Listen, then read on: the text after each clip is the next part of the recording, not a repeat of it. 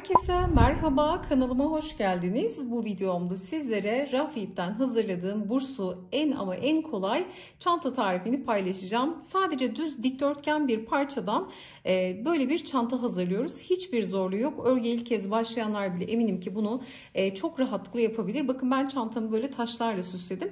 İlla ki böyle bir taş olmak zorunda değil. Sizler elinizdeki boncukları, aksesuarları da değerlendirebilirsiniz. İncilerle süsleyebilirsiniz. Tamamen zevkinize kalmış.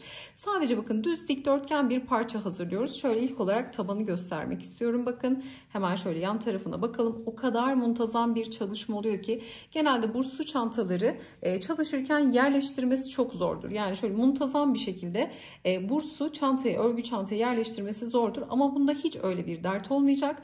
Çok muntazam bir şekilde yerleştireceğiz. Bursa örgümüzü giydireceğiz. Bu giydirmeyi nasıl yapıyorum sizlerle paylaşıyorum. Bir de bakın bu videoda çok güzel bir püf nokta paylaşacağım. Genelde bu tarz çalışmalarda bursun ağız kısmında açıklık olur.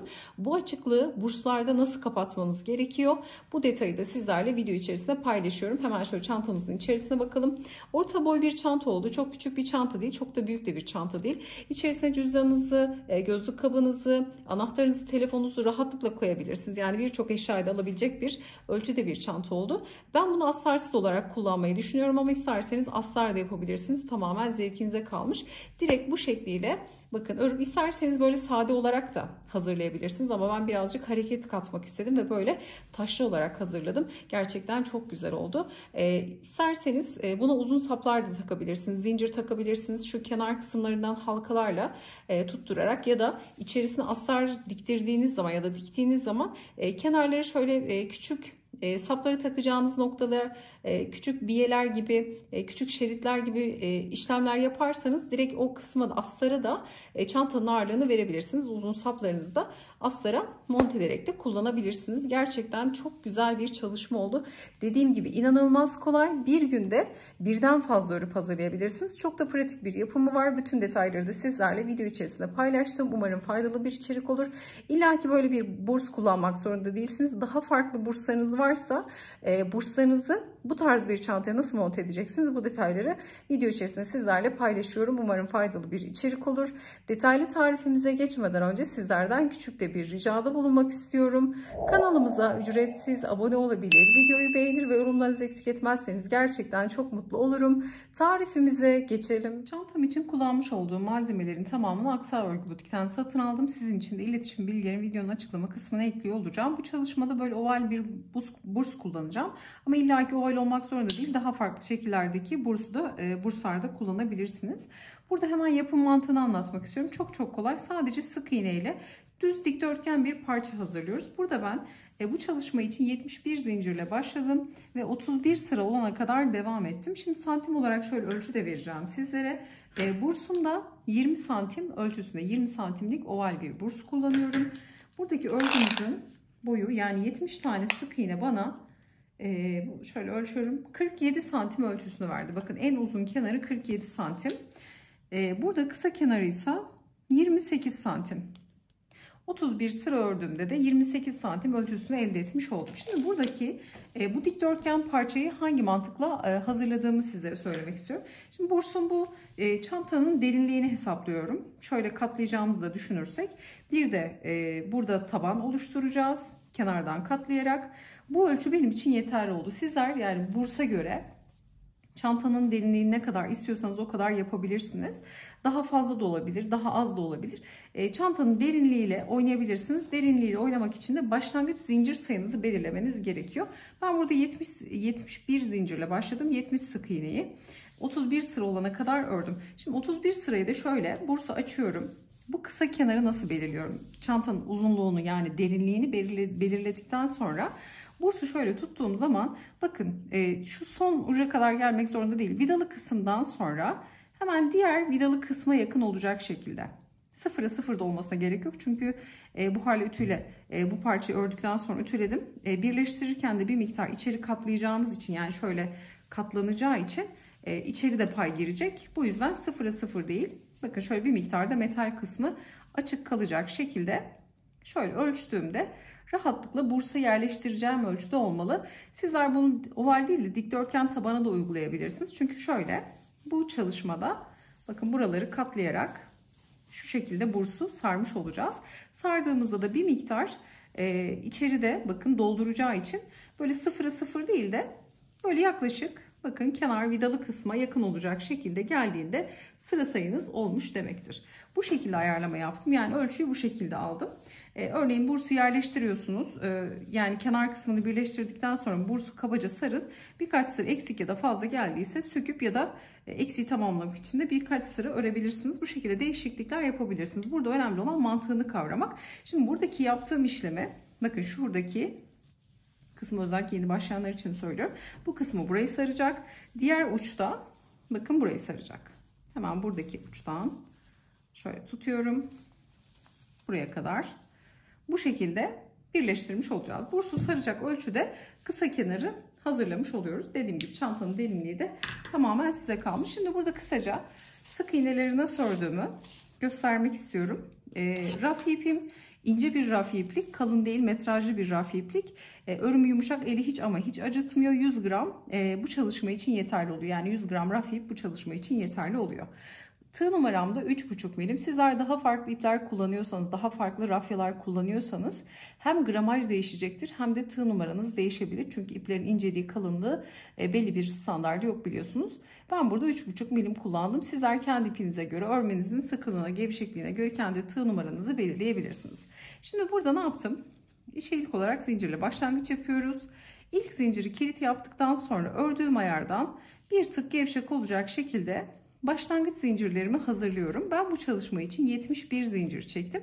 Çantanın derinliğini başlangıçta ayarlıyoruz. Ne kadar derin olsun istiyorsanız zincir sayınızı artırabilir, azaltabilirsiniz. Belli bir sayısı yok. Burada zincirin düz kısmını değil, ters kısmını çeviriyorum. Yeteri kadar zincir çektikten sonra son zinciri bırakıp bir sonraki zincirin arka kesik çizgisine batıyorum. İlmek çıkarttım. Birazcık da uzatıyorum bakın. 2 ilmeğim var. Tığıma doluyorum. İkisinin içerisinden geçirerek sık iğne örüyorum. Bir sonraki zincirin yine arkadaki kesik çizgisine batıyorum. 2 çizgi de tığın diğer tarafında kalıyor. Şöyle bakın. İlmek çıkarttım ve sık iğne. Bir sonraki zincire batıyorum. İlmek çıkarttım. Birazcık uzatıyorum bakın. Batıp çıkardığım ilmeği uzatıyorum ki böyle daha güzel bir görüntü oluyor. Rafyanın yapısını bozmamış oluyoruz hem bu şekilde. İpi daha ortaya çıkarmış oluyoruz. Eğer böyle çok kısa kısa örerseniz bu noktaları rafya ip kağıt ip gibi görünüyor o zaman. Buna da dikkat etmekte fayda var. Birazcık uzatarak böyle bakın yapıyoruz. Son zincire de batıyorum. Sık iğne. Şimdi küçük bir örnekte modeli sizlere tarif etmek istiyorum. Bakın böyle sık iğnelerimi örüyorum. Bu çantanın derinliğini oluşturuyor bize. Boyunu yani. Şimdi bir zincir çekip örgümü çeviriyorum. Gelen ilk boşluğa batıyorum bakın. Boşluğuma battım. İlmeğimi uzattım. Sık iğne. Bir sonraki boşluğa batıyorum. İlmeğimi bakın uzatıyorum. Sık iğne. Bu şekilde yaptığınız zaman rafyayı inceltmeden örmüş olursunuz. Formunu korumuş olursunuz. Bu aşamada eğer çok hızlı ördüğümü düşünüyorsanız videoyu yavaşlatabilir ya da tam tersi hızlandırarak da seyredebilirsiniz. Son noktaya geldiğimizde bu kısımda zaten başak şeklinde görünüyor. Bu noktaya da batıyorum ve sık iğne. Bir zincir çektim, örgümü çevirdim. Şimdi yine aynı işlem. Gelen ilk boşluğa batıyorum. Bakın atlamıyorum. İlk boşluğa batıp sık iğne, bir sonraki noktaya batıyorum. Tekrar sık iğne. Bu şekilde ilerliyorum. Model sadece sık iğneden oluşuyor. Çok çok kolay bir örnek. Bu mantıkla sadece sık iğne örneği değil, daha farklı modelleri de örüp çantanızı hazırlayabilirsiniz. Şimdi son noktaya geldiğimiz zaman bakın şöyle başak şeklinde görünen son nokta. Buraya da batıp sık iğne örüyorum. Örgü ilk kez başlayan biriyseniz eğer başlangıçta kaç tane sık iğne örmüşseniz her sırada o kadar sık iğneniz olması gerekiyor. Birkaç sıra sayarak da ilerleyebilirsiniz ya da böyle küçük bir parçada başlayın. Bitiş ve başlangıç noktasını kavradıktan sonra bu küçük parçada örgüyü öğrendikten sonra istediğiniz boyutlarda büyük parçaları hazırlayabilirsiniz. Hep aynı işlem bakın. Bu şekilde ilerliyoruz. Şimdi buradaki bakın 31. sıramı tamamladıktan sonra son sık iğneye battım. Bir tane kilit zinciri çekiyorum. Ve ipimi burada yeteri kadar şöyle keseceğim. ilmeğimden çıkartıyorum. Şimdi bu kısımda burada 71 tane sık iğne yapmamın sebebi, şimdi sık iğnelerle birleştireceğiz yan kenarları. Karşılıklı gelmesi için ben çift sayıda hazırladım. Sizler de bu şekilde yapabilirsiniz. Şimdi tersinden birleştireceğim. Bakın burası örgümüzün başladığımız düz kısım. Kısa ipler burada. Hemen bunları şöyle üst üste kapatıyorum. Burada dikkat edeceğim bir nokta var. Bu da şöyle bursu açtığım zaman bakın şöyle kenardan tutacağım. Bursu saracak kadar sık iğne bırakacağım. Şöyle tuttuğumda hemen bakıyorum. Birazcık da esneteceğim. Şöyle 1, 2, 3, 4, 5, 6, 7, 8. Sık iğneden başlayacağım. Bakın 8 tane sık iğne bırakacağım burada. Yani şuradaki mesafe katlayacağım kısım ve bursun saracağı kısmı. Bakın buradaki noktaları açık bırakacağım. Bunu sarıp en son birleştireceğiz. Şimdi 1, 2, 3, 4, 5, 6, 7, 8. sık iğneden birleştirme yapacağım. Şimdi yerimi belirledim. Burada ipimi alıyorum. Hemen yine bir zincirle bir ilmek oluşturarak başlayalım. Şimdi ön parçada bakın parçayı ikiye katladım. Düz dikdörtgen parça ikiye katladım. 8 sık iğne buradan, özür dilerim 7 tane sık iğne buradan, 7 tane sık iğne buradan bırakarak karşılıklı birleştirme yapacağım. Hemen yapalım. Şurada tekrar sayıyorum. 1, 2, 3, 4, 5, 6, 7, 8.'ye batıyorum. Şimdi karşıdan da sayalım. 1, 2, 3, 4, 5, 6, 7 ve 8. Şimdi 8. sık iğnelere karşılıklı battım. İlmek çıkarttım. Kısa ipi de araya aldım. Tekrar sık iğne ile birleştiriyorum. Bakın hiçbir farklı işlem yok. Yalnız dikdörtgen parçanız bittikten sonra mutlaka buharlı ütüyle güzelce ütüleyin. Şimdi burada şöyle sık iğnelere karşılıklı batıp sık iğne örüyorum. Ön parçadakine batıyorum. Karşı parçadakine batıp ilmek çıkartıp sık iğne. Bu şekilde bakın sık iğnelerimi örüyorum. Şimdi bu işlemi uca kadar yapacağım. Burada ipimi kopartacağım. Sonra bu tarafa geleceğim. Burada da yine 7 tane sık iğne şu şekilde çevirip burada 7 sık iğne, burada da 7 tane sık iğne bırakıp 8. sık iğneden birleştirme yaparak şimdi şu iki kenarı birleştirip gelelim. Çantamızın kenarlarını birleştirdik. Sizlere tarif etmiş olduğum gibi uç kısımlarında da ipi koparttık. Şimdi burada çantaya bursu yerleştirirken şu mantık da önemli. Burada açtığınız zaman çantanın içine rahat yerleşiyorsa bursunuz ölçünüz olmuş demektir. Bunu da baz alabilirsiniz. Şimdi burada ne yapıyorum? Kenar kısmını belirleyeceğim. Şimdi çanta şu an ters kısmında. Düz kısmına çeviriyorum bakın. Düz kısmına çevirmeden önce de isterseniz şu kısımları taban kısmını oluşturabilirsiniz derinliğini. Ama ben öncelikle bursu yerleştireceğim. Sonra da derinlik kısmını oluşturmak istiyorum. İsterseniz çantaya derinliğini verip yani taban kısmını oluşturup bursu yerleştirebilirsiniz. Ya da benim gibi önce bursu yerleştirip sonra taban kısmını da yapabilirsiniz. Hangisini tercih ediyorsanız, hangisi kolayınıza geliyorsa. Şimdi bakın şöyle güzelce çeviriyorum. Çevirdiğimde de kenar kısımları bu şekilde görünmüş oluyor. Şöyle bakın. İsterseniz hiç taban da yapmayabilirsiniz. Şimdi bursu yerleştireceğiz. Bursu yerleştireceğimiz yerler oldukça belirgin. Bakın şu açık olan kısma vidalı noktalar denk gelecek. Şimdi burada 3 milim tığ kullanacağım. Daha eski bir tığ kullanacağım. Bakın buraları böyle burs yerleştirmekten aşınmış bir tığ kullanacağım. Tığım da 3 milim olacak. Şimdi yine ipimi aynı şekilde alıyorum. Bir zincirle ilmek oluşturarak başlıyorum. Şimdi bursum bu şekilde kapanıyor. Hemen şu noktadan başlayalım. Şöyle bursu bakın. Şöyle vidalı kısım burada açıkta kalacak şekilde katlıyorum. Dışarıdan birleştireceğim. Kaydırma yöntemiyle bakın örgümü böyle bursa giydireceğim. Şu kısımdan şöyle dıştan başlayacağım için bu uçtan hemen şöyle tutturuyorum. Vidalı kısım açıkta kalacak. Hemen şöyle uygun bir boşluğa batıyorum.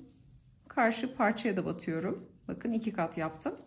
Ve şimdi ilmeği alıp buradan geçiriyorum. Bir sonraki noktaya batıyorum uygun. Karşı parçaya da batıp ilmek çıkartıp bekleyen ilmeğimden kaydırıyorum.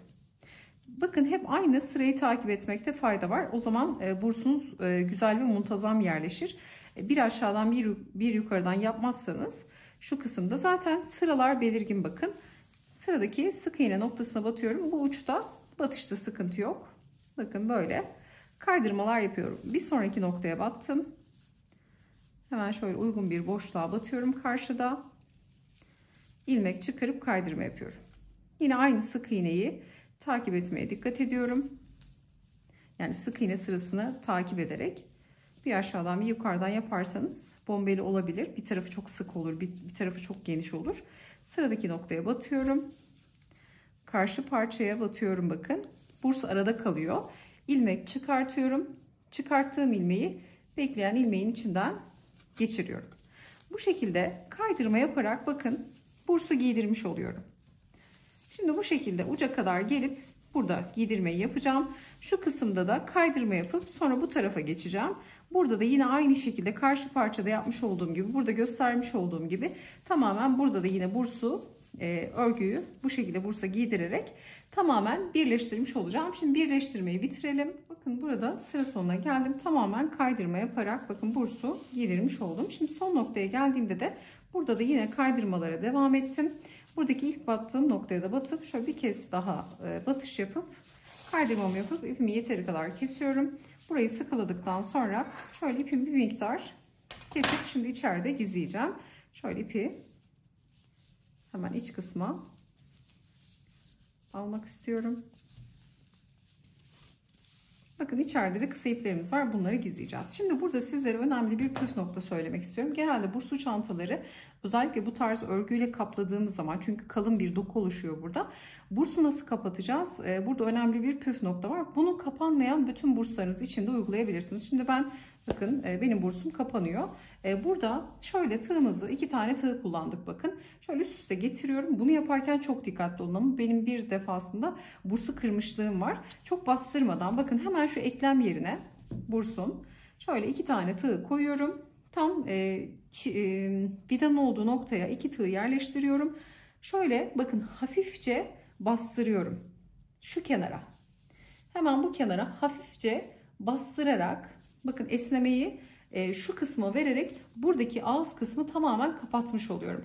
İki tarafa da aynı işlemi uyguluyorum. Şöyle tığ, bakın 2 tığı da şu şekilde yerleştirip kalın bir doku, kalın bir form elde ediyorum bu kısımda.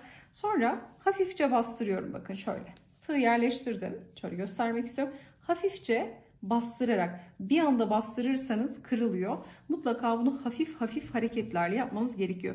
İki tarafa da bu şekilde yaptığınız zaman bakın örgü ne kadar kalın olursa olsun bu şekilde bursunuz güzel bir şekilde kapanmış oluyor. Bu da önemli bir püf nokta. Şimdi isterseniz çantayı bu şekilde bırakabilirsiniz. Bakın taban oluşturmadan böyle görünüyor. Bu şekilde de direkt kullanılabilir. Ama ben istiyorum ki bu çantaya taban oluşturayım. Şimdi şöyle hemen sivri noktadan içeri doğru ittiriyorum. Bakın şöyle minik bir üçgen oluşturuyorum. Buradaki sıra sayısı da önemli. Şöyle bakın 1, 2, 3, 4, 5. 5. sıradan katlamışım. Şöyle yeterli. Burada santim olarak da ölçü vermek istiyorum. Yaklaşık bir 7 santim kadar katlama yapıyorum. Bakın burs tabanı için 7 santim yeterli. Burada da aynı işlemi yapıyorum. Şöyle hemen 1, 2, 3, 4, 5.den katlayacak şekilde şöyle. Aynı hizada katlamak da çok önemli. Katladıktan sonra önce dış kısımdan sonra isterseniz iç kısımdan da dikişini yapabilirsiniz. Şöyle bakın katlıyorum. 2 taraflı katladım. Şimdi içeriden de göstermek istiyorum. Bakın içeriden de üçgenler bu şekilde görünüyor. Eğer bunu terziye verip astarlama yapacaksanız terziye bu şekilde taban oluşturmasını söyleyebilirsiniz. Onlar makineyle de dikebilir. Bu şekilde kapattığımda bakın çok daha güzel bir form oluşmuş oluyor. Gerçekten muntazam bir çalışma. Hani bursu böyle en basit haliyle, en muntazam haliyle çalışmak isterseniz bu yöntem inanılmaz kolay oluyor. Şimdi hemen şuradaki açıklığı etamin iğnesiyle dikiş yapalım. Etamin iğnemi aldım. Hemen ipimi takıyorum iğneme. Burada bakın yeteri kadar ipimi kestim. Şimdi burada öncelikle ipi düğüm yapmıyorum. Örgünün olduğu kısımlardan şöyle geçirerek bir miktar gizleyeceğim. Bu tarz çalışmalarda düğüm yapmaya gerek yok. İpi bir miktar gizlemek yeterli oluyor. Şimdi bu kısımda dikişe geçiyorum. Şöyle örgünün çok modelini bozmadan ara kısımlardan, uygun boşluklardan geçirerek dikişini yapacağım.